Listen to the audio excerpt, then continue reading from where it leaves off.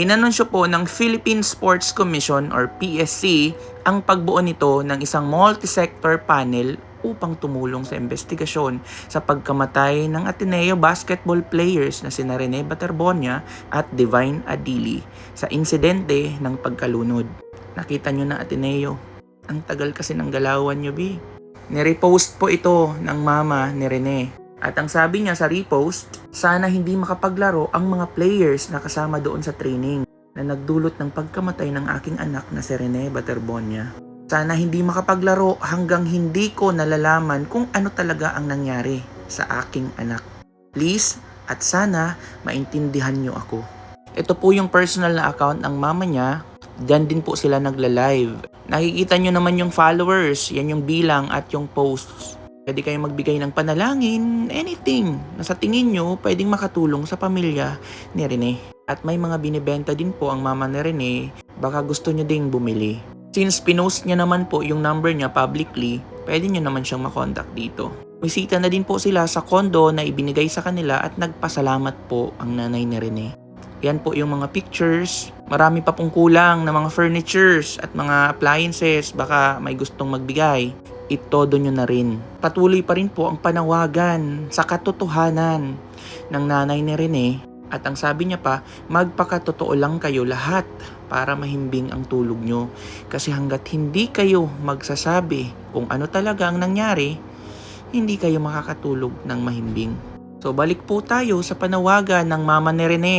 Gustong gusto niya talagang malaman ang katotohanan. Parang tayo lang din naman.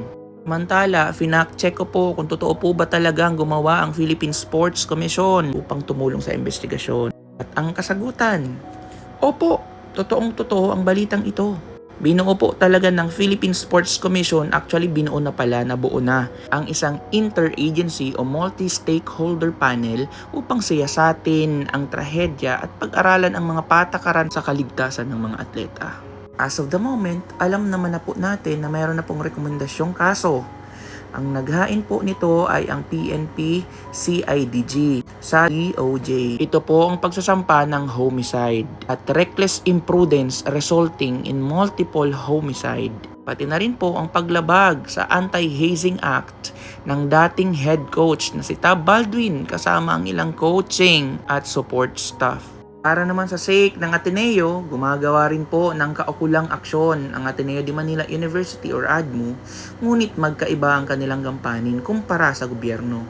Bilang isang universidad, nakatutok po sila sa panloob na pagpapanagot habang ang mga ahensya tulad ng PSC at PNP ang may hawak sa mga pambansang regulasyon at reklamong kriminal.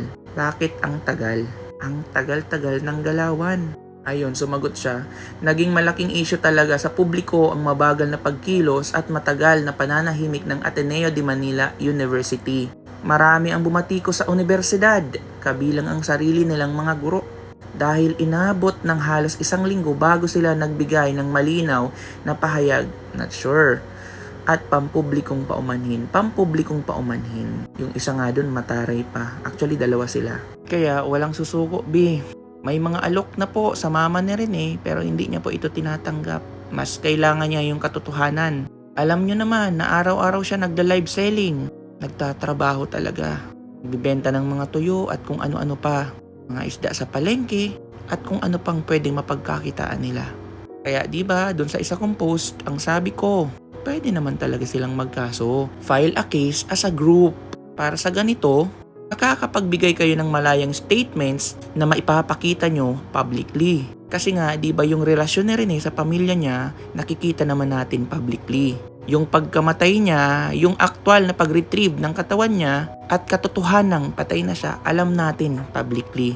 Pero guys, yung dahilan ng pagkalunod, yung solid truth, yung konkretong katotohanan, hindi po natin nalalaman publicly. Kaya it's unfair na may kulang. Again, when it comes to delikadeza, alam nyo na yan. Magkusa na.